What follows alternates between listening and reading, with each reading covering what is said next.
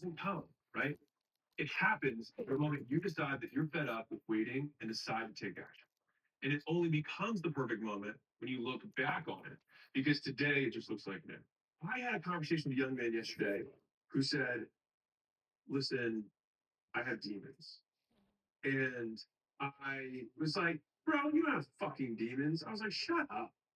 He was like, so the thing is, and I was so visceral with my reaction because I used to say that kind of stuff because I thought it made me hard. I thought it made me complex. I thought it made me mysterious. But it's you don't have demons. You're not self-sabotaging. You don't have mom or dad issues. What you have is a lack of skills in how to behave in a certain condition. So when you say you have demons, what it really means, if I say, okay, what do you mean by that? Define that. What is define having demons, right? What I don't most people say that they don't mean they actually think they have spiritual demons inside of them. I'm not even gonna touch that. What they really mean is that under these conditions, I behave a way that is not ideal. And so what that means is you have a skill deficiency. No shit. You're inexperienced. Of course you have a skill deficiency. You don't have demons. You don't know how to be consistent. You don't have, I just can't stay with any food for a long time. No, either means you have really high standards, which is fine, and you haven't met that person yet, or you just don't know how to behave consistently. It's like when I have a sales guy who's like, hey, I'm 30 days into this role and I'm getting kind of bored taking sales calls. I'm like, oh, your ability to not be able to continue after something gets boring and learn to love the incremental improvements, the 100 or 1,000 repetitions is the skill discrepancy that you need to overcome. The best salespeople try and have a couple good days. Good salespeople get on hot streaks. Great salespeople never get cold. And so that takes discipline to understand how to consistently get yourself hot, how to consistently treat every sale the same way you do when you're on fire. Because there is no being on fire. It means you simply behave differently. It's not like you have magic. You pause differently. You take longer spaces. You ask the question. Your tonality shifts, and those are skills because you can learn them. And so this whole thing of like, this is this young man, I'm traumatized. First off, you don't even a fucking definition of trauma. Trauma is a permanent change of behavior from an aversive stimulus, meaning something bad happens and forever it changes how you act. Now, if we understand that as the definition of trauma, is trauma bad? Well, if I touch a stove and then I never touch a stove again when it's hot, is that trauma bad? It permanently changed my behavior from an aversive stimulus. Is that trauma bad? Well, it prevented me from burning the house down, from permanently damaging my hand in the future. No, I would say it was good. And so this whole appraisal of your past being tough, or you don't understand, bro. No, and no one cares either. They don't understand, or do they care? And so all anyone is going to care about is how you act, how you behave, what you do based on a series of conditions. And so you just need to expose yourself to the conditions so that you can get the repetitions, so that you can learn how to overcome it. The thing that determines whether it's good or bad is whether it creates a behavior that's conducive to your goals. And so that means that fundamentally you can have a stimulus like touching the stove that creates a behavior that is conducive to the goal. And that way, trauma was good. So, by the way, parents, when you punish a child, the hope is that you traumatize them, is that you permanently change their behavior from an aversive stimulus.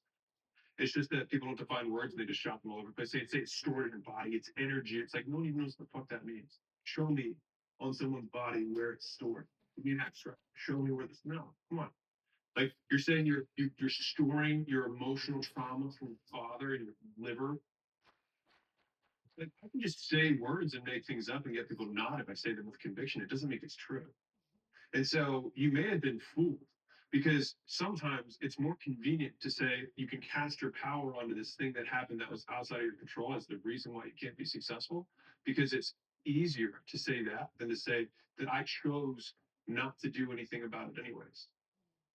And again, listen, you can do whatever you want. You can just keep wallowing in that. You can keep saying that that's the reason. And wherever you point is where your power is. Right? But the only time that you have more power is if you say it's on you. Because all of those things may have happened and they may have all been terrible. And what are you gonna do about it? Right? Because like no one cares. Like the world doesn't care. You care, which is fine, but like no one else does.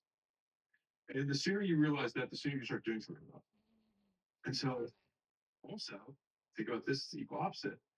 If trauma can create good things, then it also means that good things can create bad behaviors.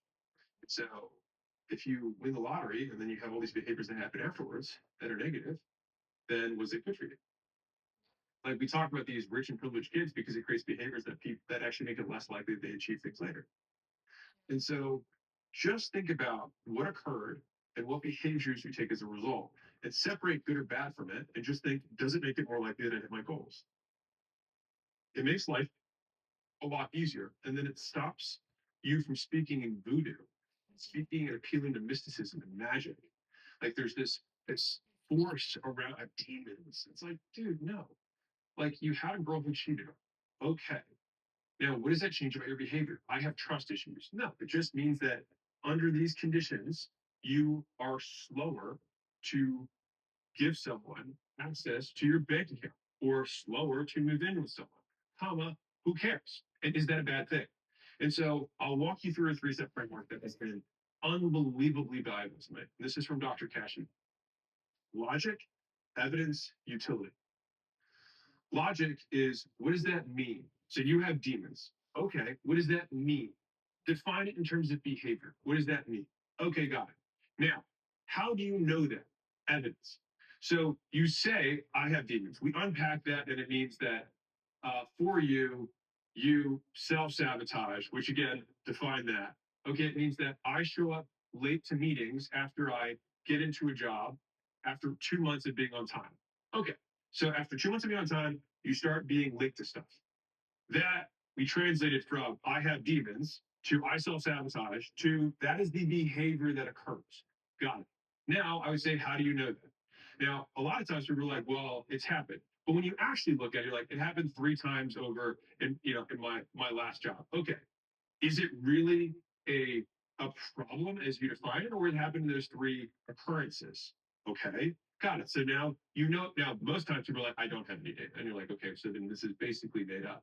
And when I say made up, I'm not saying that it's like you are a liar. I'm just saying that humans work in narratives, and a lot of times we add narratives, stories to things that don't actually mean anything. But it's convenient and it's fun. And we like talking about it, but it doesn't mean it's true. And so then you move to the third one, which is, and so what? Utility. Who cares? Why does this matter? And so then you say, okay, well, this matters because it decreases the likelihood that I will be able to retain future employment. Fine. Then what do we do about it? And so you can walk through things that you have struggled with in the past with simply saying, let me define this in terms of behavior. What evidence do I have that this is actually true now that I've defined it based on these things? And who cares?